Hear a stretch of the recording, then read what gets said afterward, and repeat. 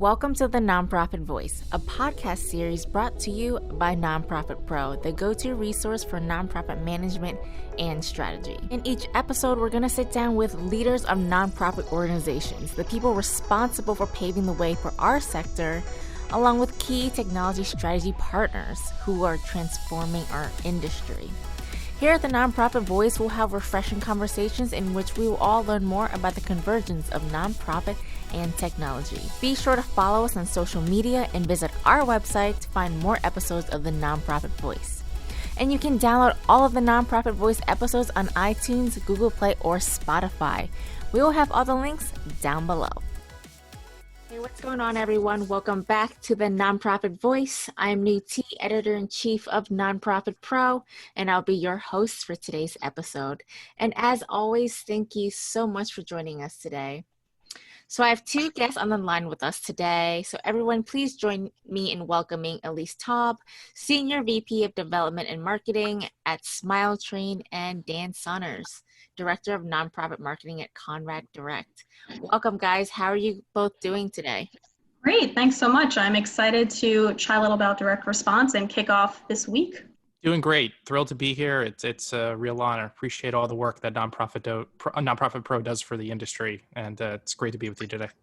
Well, thank you so much. I'm really happy that you guys are both doing well and really happy that you guys are here. So before we jump into, the topic that we're going to talk about today, I want our audience to get to know a little bit more about you guys and the organizations you work for. So Elyse, I'm going to start with you. Can you share your background, how you found yourself in the nonprofit sector and at Smile Train, and of course about the organization itself? Sure. So my background has traditionally been in direct response. I started at an organization called North Shore Animal League, which is the world's largest animal rescue and adoption organization. And there I was involved in their direct response programs, primarily in direct mail acquisition and retention. I also worked on their monthly giving program. And then I had transitioned to overseeing the marketing program for the Adult Learning Center at the 92nd Street Y, which is one of New York's notable cultural organizations. However, while that was a wonderful experience, I was truly looking for, returning back to my direct response roots. And I wanted to be in an organization that I felt was making a significant impact. And that's where Smile Train really drew me in as an organization. Smile Train is the largest organization in the world focused on cleft, and we advance a sustainable solution as well as a scalable global model for cleft treatment.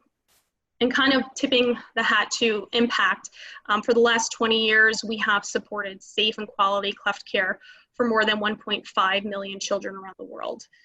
So I was really excited to join Smile Train. And again, I had come on board with a focus on direct mail. Over the past 9 years since I've been at Smile Train, I've had the pleasure of helping our organization diversify our direct response programs beyond mail into areas like face-to-face, DRTV, and digital fundraising, as well as, balancing and shaping what that, role that plays in our organization amongst other areas of fundraising and marketing like development as well as branding. Awesome. So Dan, tell us about you. Sure. Well, as you mentioned, I'm Director of Nonprofit Marketing at Conrad Direct. Conrad Direct is one of the largest independent list brokerage firms in the industry. So we specialize in connecting organizations with lists and media to help them grow their donor files. Like many people in the industry, my path to where I am today was not conventional. Born and raised in northern New Jersey, went to school for broadcasting at Montclair State University. Wonderful program, learned a lot there, but decided I wasn't particularly passionate about broadcasting, and took a few months and decided, based on some free electives that I took at Montclair, that I wanted to get into marketing. And I responded to position at Conrad Direct on Craigslist, and didn't know anything about the industry, and got in and just developed a very quick passion for it, and having the ability to really make an impact with lots of wonderful organizations and helping them grow their donor files and really helping them expand their missions. Something I didn't know a lot about before I got into the industry, but really took to it very quickly. And over the last 13 years, I've been fortunate to grow and progress in the industry to where I am today, and just thrilled to be a part of it, and all the good that we help make it happen in the world. And glad to be here with you today. Great. So, we've all said it. We're going to be talking about direct response today. I think specifically today we're going to talk about trends, best practices for pulling together an effective call to action.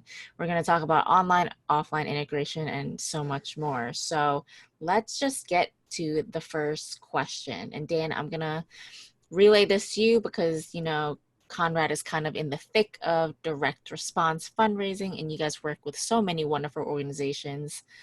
Can you share some trends for direct response this year and, how COVID has affected that for nonprofits?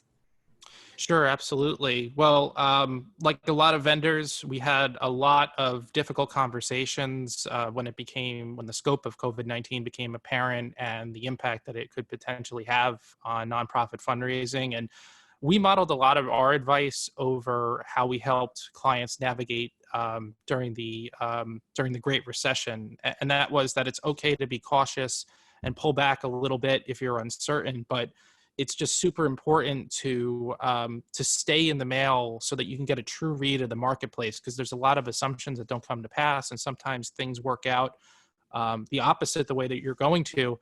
And that's really one of the things that we saw over the course of COVID-19. I know there's a lot of wonderful stories out there about COVID-19 relief-related charities just having extraordinary fundraising success during those early days and continuing into the summer. But we actually saw a number of different markets completely unrelated to COVID that stayed independent and true to their mission, didn't attempt to draft off of what was happening in COVID anyway, that just had tremendous success.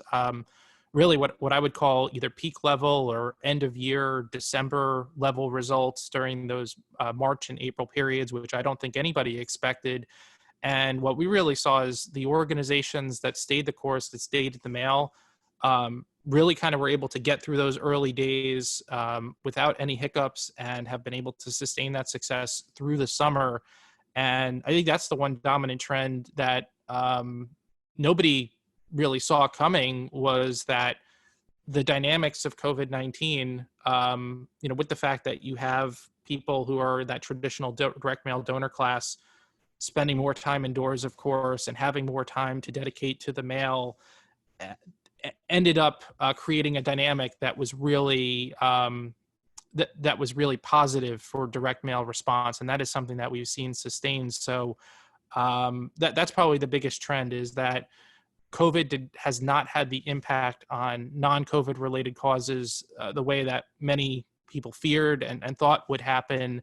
And donors really demonstrated their resiliency, that they were contributing to direct COVID relief, but they were also stepping up and supporting other causes that they cared about, because they realized inherently that COVID could pose a threat to those things as well. So it was certainly a very difficult period, a very stressful period for a lot of us in the industry, but it's really been something to watch how it's played out, and really speaks to the overall strategy of staying the course and not making any overly reactionary decision in that moment when you don't know what the outcome's going to be. Yeah, I mean, Dan, we've talked about this, I feel like a few times over the last month or so, about the nonprofit response to COVID-19. And I think that's the number one theme from all of our conversations, is staying the course, don't pull back, kind of look at the landscape, see what's happening, but still, while you may not be COVID related, your mission, your cause still matters. Animals still need homes, people still need healthcare. And I think even more so, it's heightened by COVID. And so, Elyse, I want to pull you into this conversation here. And, I have talked with you guys about how you guys pivoted for COVID-19, I think what you're doing is absolutely tremendous. So I'd love for you to share more. Yeah, from a lot of what Dana said, I will echo, but being on the opposite side, so being the nonprofit and having to kind of make decisions about where to go, it definitely was a reflectionary period. So I think one of the takeaways for me was really understanding that there is a very big pitfall in having a reliance on one area of funding, and really taking this time now to consider our portfolio and diversification. For Small Train, and much like other nonprofits, COVID had directly impacted areas like face-to-face and also community-based events. I think as for many organizations, including Small Train, it's really made us realize that we cannot be reliant on just one channel, and that definitely can have downfalls. Of course, we want to invest most heavily where that can drive the best efficiency of supporter acquisition and long-term value, but we do have to recognize that having a diverse portfolio and direct response gives us the flexibility in moments like this to pivot and to pull a lever quickly as the landscape is changing. I'm happy to say that Small Train, thankfully has not seen any negative impact on direct response. Much to what Dan is saying is that we've seen really positive performance across the board, both offline and online. And similarly, for what conversations I've had with our agency partners, they're seeing that amongst their clients that have been staying the course and not pulling back on their investments, that they're continuing to see really great response for their investments. They're seeing things perform at or above, budget. And even at times being in line with the year-end time period, which you would not expect to see at this that time of the year. We did consider, and we're not an organization that is directly on the front lines of COVID response. However, we definitely were impacted by this, in the fact that all of the work that is being done locally to help children by our medical partners was having to be held off until there was safety, and that they were focusing on directly dealing with COVID response. And so there has been a tremendous backlog of patients, and really messaging that and making people understand the implications for our partners, having this backlog of patients that will be there when it is safe to perform surgery, having to restock on personal protective equipment and make sure that they can safely help the patients and families that need care, is something that we definitely have explored in both our offline and online messaging, and have seen tremendous performance with that testing. I just am truly touched by the fact that despite what we're going through, I'm seeing a lot of people, both in the response place where you see a lot of increased response, but also on development where people are reaching out directly to the causes that they care most about, and they're proactively asking about how they can be generous and have a direct impact in this time. Yeah, I think that's so great, Elyse. And I think, with COVID and the whole social distancing and not being able to do for fundraisers in person, a lot of organizations like yourself had to shift their strategy and try to be as creative as I can. I think that's really great. So, I'm curious, are there any particular direct response platforms that Small Train has found to be more effective than others, or what's working for you guys? Well, I would say that first and foremost, organizations should always be adaptable and nimble, especially when the landscape is changing so quickly and drastically. I know you recently talked to our CEO, Susanna Schaefer, and heard a bit about our growth in direct response from direct mail. Much like many other nonprofits, ones that I'm sure Dan has helped build, they have been focusing their individual giving on direct mail backbone of mass marketing. And over the past 20 years, that has definitely been the core of growing our supporter base. However, there are challenges with direct mail being as viable as it once was, namely in the space of production and postage costs that tend to rise year over year. But there's even, to be completely frank, there's the precarious USPS situation that we're going through, and that's just another recent development in how that may or may not impact direct mail. So as recently as a few years ago, I would hear organizations and agencies raise the point that they'd like to leverage other donor acquisition channels beyond direct mail, but they weren't seeing that same scale. They weren't able to deliver volume. However, that has really changed, and there are other opportunities that have proven to be successful at driving scalable acquisition. We've had a lot of success on the paid social side, and we've really been leaning into that more, especially this past year and definitely during COVID. Also with content consumption changing quite a bit and people being home and consuming content through their TV or otherwise, there are new opportunities to utilize traditional direct response programs like DRTV in new ways. So utilizing things like over-the-top media. I mean, I would just say, all of this to shed a little light on that this is constantly evolving. You need to be monitoring the landscape and your results on a consistent basis and making sure that you're being as effective as possible with your funding. Awesome. Yeah, I really love what you said about being adaptable and being nimble, because it's true. I think before COVID, a lot of nonprofits have been doing what they've been doing for years. And then COVID hits and they're kind of like scurrying to figure out how they're going to keep their operations continuing and how they're going to keep their fundraising and their organization itself afloat through the pandemic. So Dan, you work with so many different nonprofits. What's your experience with the different kinds of platforms? Well, I think COVID-19 has kind of reiterated, in my opinion, that direct mail is a stabilizing force, especially if you have an organization that isn't related to emergency relief. You're able to cut through a lot of the digital noise very effectively with direct mail.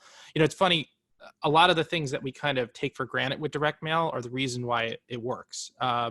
Regardless of how often you go to your mailbox. I know I only go, every couple days, every 3 days, because there's not a whole lot in there these days, but it's still appointment viewing. You're still setting aside attention to pay to that mail. And especially during a time of turmoil, I think that's so important, because you're not necessarily going to be able to get that kind of attention digitally, especially if there's a lot going on that's consuming people's attention when they're on social media and going through their email.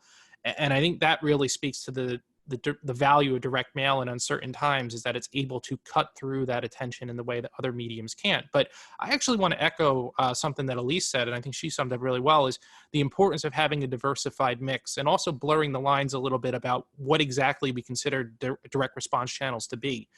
A lot of organizations, when the shutdowns first hit in March, they may have been 3 or 4 weeks away from their direct mail prospecting appeal. And clearly the direct mail that they were sending out at that point, it wasn't going to be contextual. And they needed a way to communicate with their donors, to let them know that they're still there, to let them know that their work went on. And I saw a lot of organizations using things like very basic Facebook communications. I'm talking about iPhone videos, Q&A sessions, just testimonials about what the organization was doing, how they were handling COVID-19, what their employees were doing, just really basic human forms of communication to stay in touch with their donors, to stay relevant, to maintain that attention. I think that's something we don't talk nearly enough about in nonprofit fundraising, is maintaining the donor's attention in between those asks.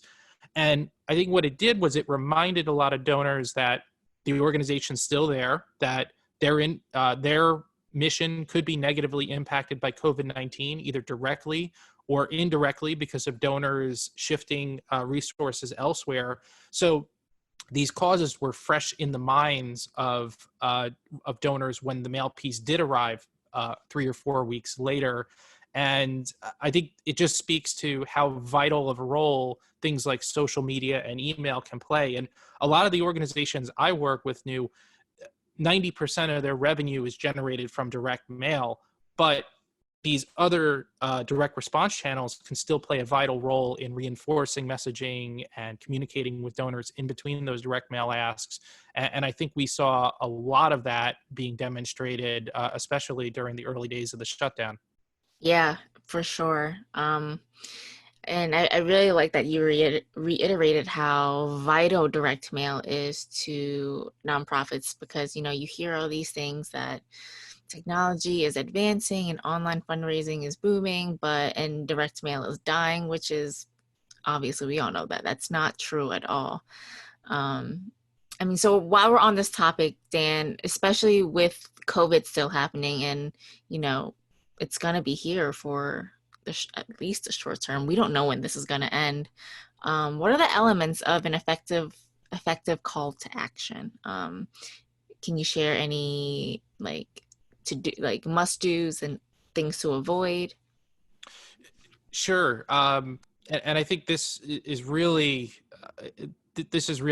topical, especially with what we've all gone through the last 6 months as an industry, that when there is so much uncertainty in the world, it can be really tempting for organizations to want to appear to be empathetic and not tone deaf by referencing COVID-19 or any other major issue in their mail piece. And what we have seen is, and there's a lot of case studies out there about organizations who are effectively able to bring those themes into their mail pieces and do it in a credible way that adds to the mail piece.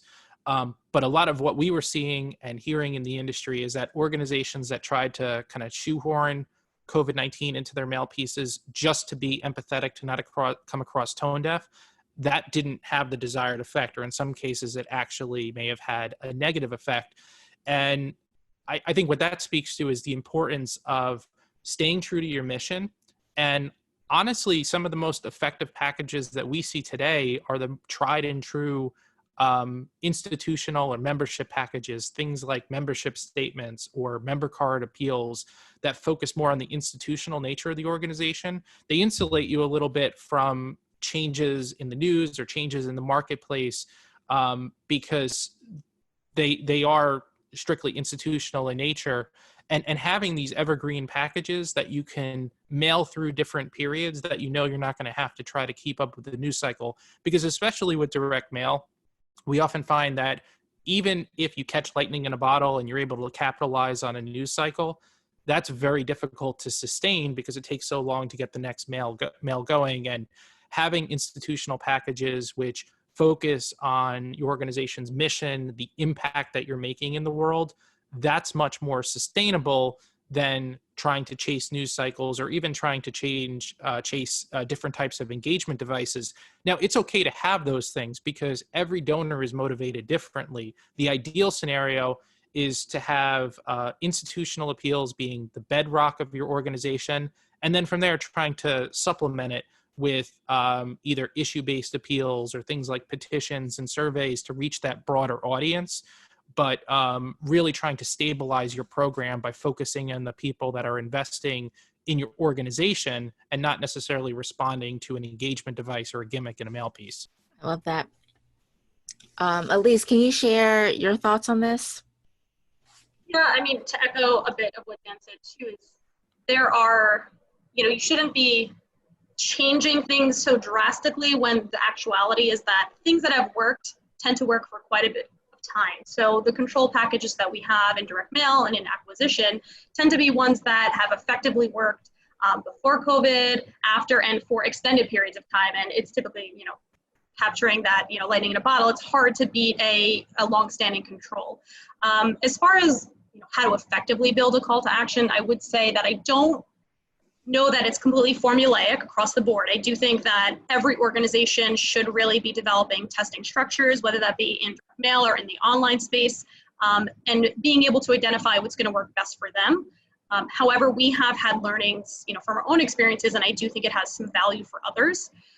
We have done a lot of recent testing on messaging and the call to action with an ad copy, with on-site testing, and also donation form copy.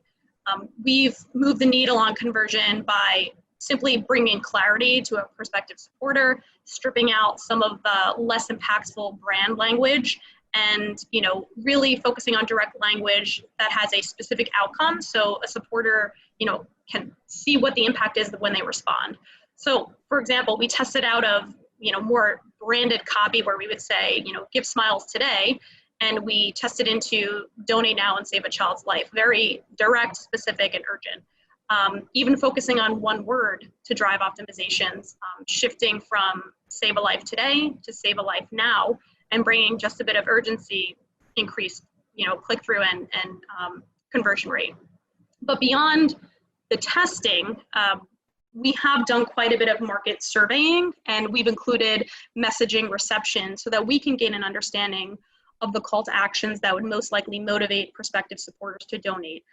And having done that surveying in a few different markets where we have direct response programs, we have seen commonality that regardless of the country, people are responding when there is something digestible as an understanding and the negative outcomes that can be overcome when the supporter takes an action.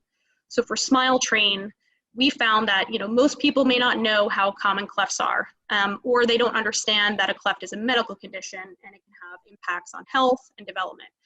So our most persuasive call to action tackles those two different elements. So we give that reader a statistic on clefts, we directly explain the negative health implication, and then we invite them to save a life with urgency. So while it's not formulaic, we've worked into a little bit of a formula for Smile Train, but that is something that would definitely be worth testing into it for every organization to find what works best. Awesome. That's all. I mean, both you and Dan have hit the nail on the head, and I think that's so important for nonprofits to understand and realize. All right, so Elyse, we talked a little about this earlier, but I want to talk a little more on how Smile Train is integrating online strategies with its with its offline strategies. Can you talk a little bit more about the organization's journey with that? Yeah, so when I started at Smile Train, we were probably structured similarly to other organizations where we had what was happening in the direct mail space and the offline space sitting over here. And to the other side, we had what was happening in digital. Granted, 9 years ago, digital looked quite a bit different. But since I've joined, we really made a concerted effort to bring together our offline and online direct response teams and programs. And we did that formally through restructuring and having one cohesive team. And what I think that has done for Smile Train is allowed us to make decisions from a holistic perspective regarding our investments across these areas and making sure that we're being as effective as we possibly can.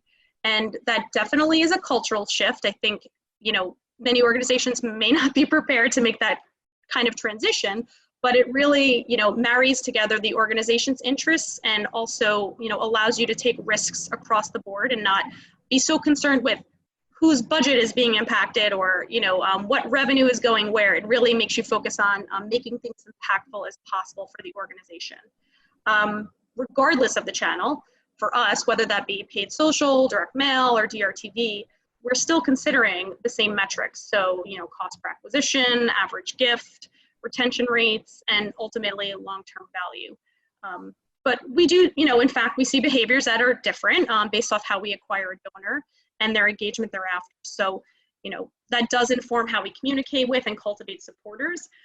So you do have to be considerate of the behavioral differences by donor segments, and you should really looking at your own data to see if there are differences. But I do think that there are opportunities that we can all take to enrich our understanding of supporters and utilize digital analytics that can help the offline side. Looking at things like interests, engagement, and also content consumption, and those learnings can inform stewardship both offline and online. Great. Dan, any words to add? Yeah, and I have to admit that when we were talking about this offline and I knew that this was going to be a topic, I was really excited because as a direct mail list broker, the topic of integration is something that I'm very excited about, very passionate about. And it's great to hear that organizations like Smile Train are doing a lot of integration, because I think that in particular, social media has a ton of untapped potential to boost the power of direct mail. And let me explain why. It's funny, we kind of have these baked in assumptions about social media channels, and they tend to outlive their truth. Maybe 10 years ago, it was true that Facebook was dominated by broke college kids. But now the fastest growing group on Facebook are people who are in the traditional direct mail donor demographic, age 50 plus. And what's really exciting about them getting on social media is they consume information differently than we do. And I don't mean this in a negative sense. They just go slower. They consume everything in their news feed in a way that we might do just scanning or deciding very quick if something is important to us. And just because they're not native to the platform. And to me, that behavior is really conducive to then getting a follow-up piece, direct mail piece that's consistent with the messaging in the mail. And we have helped some clients A/B test into this, and there are certainly some positive case studies out there. I think the biggest challenge is that a lot of organizations still are not integrated in a manner where it's easy to get the social media team and the direct mail team to pair together, because there's still questions about, well, what happens if somebody clicks through the social media link and makes a donation? Who gets credit for that? Whose budget does it come out of? So you really have to have an internal structure that's set up to make this turnkey. If you have to go back and forth between departments that are foreign to each other, it can be quite difficult, quite painful. But if you can do it in a turnkey manner and there's no concerns about who gets credit for the donation, and you're simply looking at, if we spend $10,000 to co-target our direct mail file, does it increase the response rate of the direct mail? Is it on net adding to the program? If you can look at it in that manner, I think there's a ton of potential there. And this is certainly being done in the industry, but I don't think it's being done in the programmatic way that we look at testing, say, a dedicated email send or a direct mail package, where we'll look at all different variations and modifications to the package and try to optimize the best possible package. I think what we really need to get to is a point where we're testing static ads versus long form videos versus engagement devices like a survey or a petition, or just a content such as article, to figure out what complements direct mail, what gains the donor's attention and results in a higher response rate when they get the mail piece. We're certainly starting out there as an industry, but I think there's a ton of untapped potential there to better integrate social media and take it away from just being a pure messaging device and actually have it be a complement to direct response and help boost other channels. So, I mean, certainly I'm a huge fan of direct mail and the power of it, but digital certainly plays a role in being able to complement it and make it an even more effective channel. Yeah, I couldn't agree more with that. Direct mail is effective, but making sure you're integrating with online platforms that really boosts the effectiveness from it, and you can reach a wider range of audiences. So yeah, that's great. All right, so one of the last topics that I kind of want to touch on is, with year end coming up, and we know that that's typically one of the busiest times of the years for nonprofits, but obviously with this year especially, it's different. So do you have any recommendations for nonprofits and putting together their direct response campaigns for year end? I think my advice would be twofold. It's to test early and to test evergreen, and not to get too caught up in seasonality, especially if you're testing new packages. I really discovered this kind of technique with organizations that would have email money bombs and things like that, and I would see that they would start A/B testing and trying to optimize copy sometimes weeks before the deadline, because even if you were not getting a full representation of what that peak climate was going to look like, you were still getting an idea of what was going to work and what was not going to be effective. So if you're an organization, we're recording this in early September, but if you still have an opportunity to do an A/B test to try to optimize your end of year copy in September or October, even if you need to invest in first class postage to get a read in time, I would strongly recommend that, because I think the dynamics are still the same. What people prefer in terms of response devices and things like that are going to be the same. And you could learn a lot, which can help you optimize your end of year send and peak season. The other aspect there is I think donors don't necessarily think about these seasonal cycles the way that we do as marketers, that once you get into October, November, people really are thinking about end of year, even though the calendar hasn't turned to December yet. But by the same measure, I would recommend, even if you have to do it alongside your end of year mailing in December, is test an evergreen copy.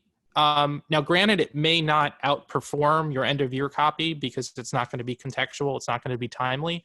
But the idea is to try to have a twofold impact, is to mail an optimal campaign in December, but also test into something that you may be able to mail in Q1. Many of our clients have a lot of success mailing in Q1 because while some donors are looking to give at the end of the year for the tax write-off, a lot of donors kind of turn the page and look at January as a time to reevaluate and look at what organizations that they want to commit to for the following year. And besides that mindset, Q1 also tends to be a period of low competition. Just the cycle of the industry is that things take a while to ramp up, and it's usually spring or even summer before we see a lot of volume and new control packages. So if you can position yourself so that you can aggressively but smartly roll out in the first quarter with an evergreen package, that's going to put you ahead of your competition in the marketplace. Yeah, for sure. Elyse, what's Smile Train's take on this? Well, I will say I agree with many things Dennis said. I wasn't sure if my opinion would be controversial, but I was going to, basically say, don't try to create a whole new approach around the year-end giving season. Don't be so, to what Dan had said, like be thinking so much about the seasonality as a marketer, especially when you have been optimizing your activity all year long, leading into the height of the giving season. At Smile Train, we're basically on always, both offline and online. So, we lean further into our investment at year end, but the actuality is we've done so much cumulative testing leading up, starting from January all the way through into September and utilizing those learnings. So a lot of what tactically is working outside of year end or in evergreen plans will deliver, similar, if not better performance at year end. So, for me, it's really just determining how much you can scale up your efficiency would be my recommendation for approaching that last quarter. For reference, for holiday for 2019 was our most successful year in the digital space, and that's where we have traditionally done our most comprehensive holiday campaign testing simply because of the flexibility of doing things very quickly and having learnings to then optimize leading into November, December. We increased donations by 28%, and at the same time, we improved ROI by 86%. And a lot of, what drove that efficiency was, ad copy that we had crafted and tweaked, with hundreds of A/B tests that we did all year long. And we took that learning and we brought it into year end to really drive a significant increase in performance at, a lower ad spend. So I think, Dan's advice is, I would say, applicable both on the offline and online side. We've done, on the offline side, done testing as early as, late September, so we can get a little bit of feedback, and then we can start to roll that into something at the end of the year. And, there is a longer lead time, but to your point, take those learnings, roll them into, the earliest that you can, and, consider what can be capitalized in Q1 as well. Awesome. Great. All right, so we're nearing the end of our episode for today, but, we've talked a lot about direct response fundraising.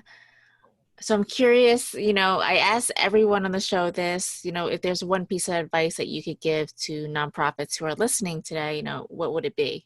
Well, I would say that it's, from my perspective, is extremely important to make sure that you're prioritizing data-driven decisions at any organization. I often say, and people will quote me on this, that, data doesn't lie. And I really love that about direct response. You can let that data lead you to make sure that you're making investments and making sure that they drive the best outcome for your organization. We often also should remind ourselves that, we are not the target market. We should not be letting our decisions be made off our opinions or our egos or assumptions. And, we have the ability to gather the facts and make informed decisions.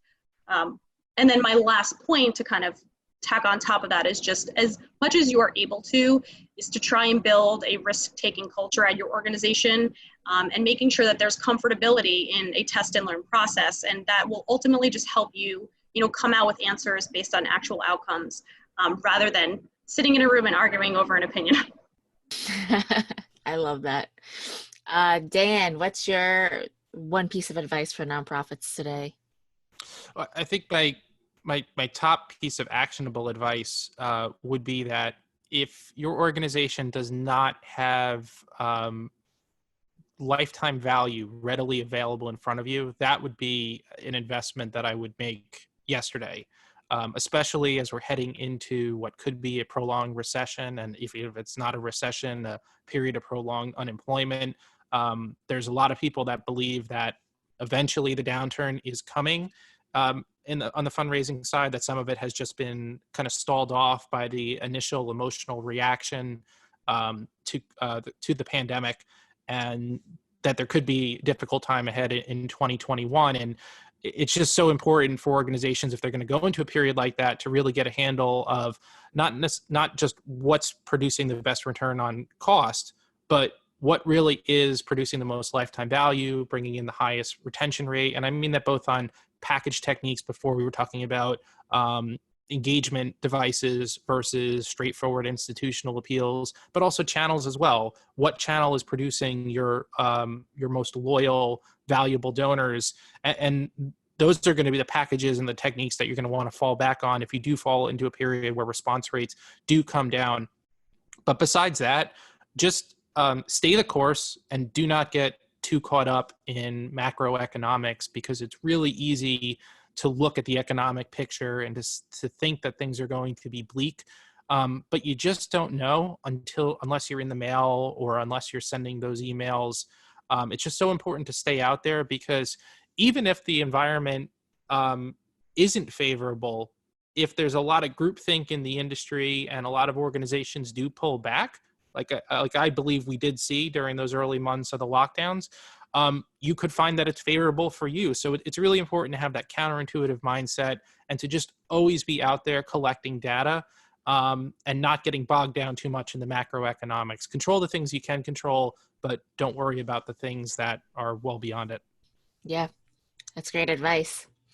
All right, great. Well, this about wraps it up for today's episode. I first want to thank everyone listening today for, taking the time to chime in with us.